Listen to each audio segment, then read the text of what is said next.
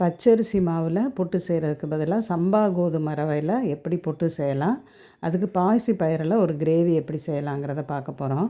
இப்போ சுகர் பேஷண்ட்டால் சப்பாத்தி கோதுமை உப்புமா சாப்பிட்றதுக்கு பதிலாக இந்த மாதிரி ஆவியில் வேக வச்ச புட்டு, அது கூட இந்த மாதிரி பாசிப்பயிறு கிரேவி சாப்பிட்டிங்கன்னா உங்களுக்கு ஒரு ஸ்ட்ரென்த் இருக்கும், அதே போல் ஹெல்த்தியாகவும் இருக்கும்.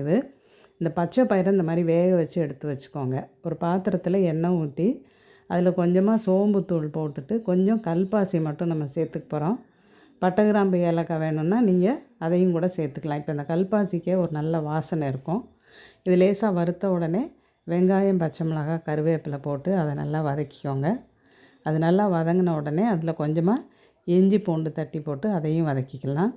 நம்ம எவ்வளோ பாசிப்பயிறு வேக வைக்கிறோமோ அதுக்கு தகுந்த மாதிரி இந்த வெங்காயம், பச்சை மிளகாய், இஞ்சி பூண்டெல்லாம் நீங்கள் ஆட் பண்ணிக்கலாம்.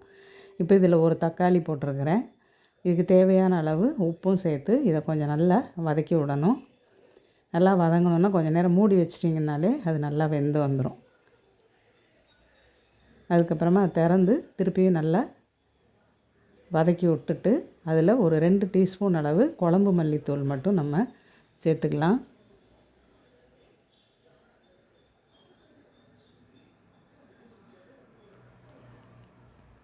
இப்போ நல்லா வதங்கி வந்துடுச்சு. இந்த ஸ்டேஜில் குழம்பு மல்லித்தூள் 2 ஸ்பூன் சேர்த்துக்கலாம். சேர்த்துட்டு இது கூட கொஞ்சம் தேங்காய் அரைச்சி ஊற்றிக்கோங்க. ஊற்றி ஒரு கெட்டியான கிரேவியாக வரட்டும். கெட்டியான கிரேவி ஆனதுக்கப்புறமா நம்ம வேக வச்சு வச்சுருக்கிற பாசிப்பயிரை நம்ம கடைசியாக சேர்த்துக்கலாம். ஏன்னா நல்லா வேக வச்சிட்டிங்க அப்படின்னு சொன்னால் முதல்லே சேர்க்கும்போது அது ரொம்ப குழஞ்சி கரைஞ்சி போயிடும். இந்த குழம்பு ஓரளவு கொதித்ததுக்கப்புறமா நீங்கள் அந்த பாசிப்பயிரை சேர்த்து ஒரு கிரேவியாக பண்ணிக்கலாம். கடலைக்கறியில் கொண்டக்கடலை வச்சு செய்கிறதுக்கு பதிலாக இது மாதிரி பாசிப்பயிரை வச்சு செஞ்சிங்கன்னா இது ஒரு நல்ல டேஸ்ட்டாகவும் இருக்கும், வித்தியாசமாகவும் இருக்கும். இது மாதிரி செஞ்சு கடைசியாக மல்லித்தழையை தூவி நீங்கள் இறக்கி வச்சுக்கலாம். இதை நீங்கள் சப்பாத்தி பூரி கூட சாப்பிடலாம். இந்த புட்டு கூடையும் இது நல்லாயிருக்கும். இப்போ இந்த புட்டு எப்படி செய்கிறதுங்கிறத பார்ப்போம். 1 டம்ளர் ரவை எடுத்துருக்கிறேன், சம்பா கோதுமை ரவை. கொஞ்சம் நைஸாக உள்ள வெரைட்டியாக வாங்கிக்கோங்க. அதை வாசனை வர்ற அளவுக்கு நல்லா வறுத்துட்டு கொஞ்சமாக உப்பு சேர்த்து நல்லா கொதிக்கிற சூடில் இருக்கக்கூடிய அந்த தண்ணியை அதில் ஊற்றி நீங்கள் நல்லா அதை கலந்து விடணும். தேவைக்கு தகுந்த மாதிரி அப்பப்போ தண்ணி ஊற்றிக்கலாம். முதல்ல தண்ணியை ரொம்ப ஊற்றிட வேண்டாம். இந்த மாதிரி ஊற்றி நல்லா அதை கலந்து விட்ருங்க.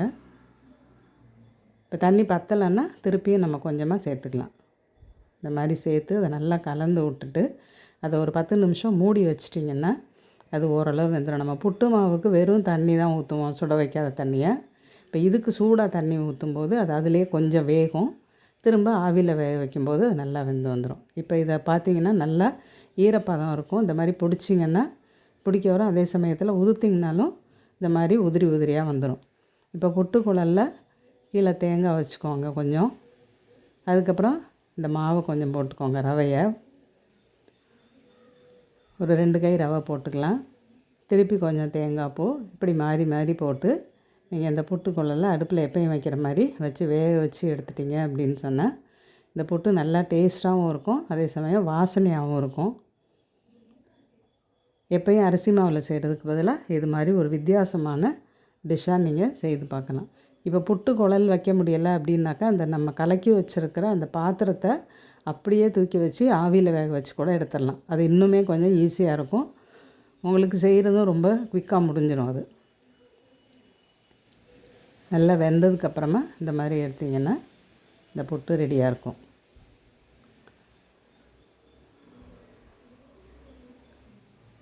நீங்கள் உப்புமா செய்கிறதுக்கு பதிலாக இந்த மாதிரி வித்தியாசமாக செய்து கொடுக்கலாம். இதில் நாட்டு சர்க்கரை, வெல்லம் அந்த மாதிரி ஏதாவது கலந்து கூட நீங்கள் சாப்பிட கொடுத்தாலும் நல்லாயிருக்கும்.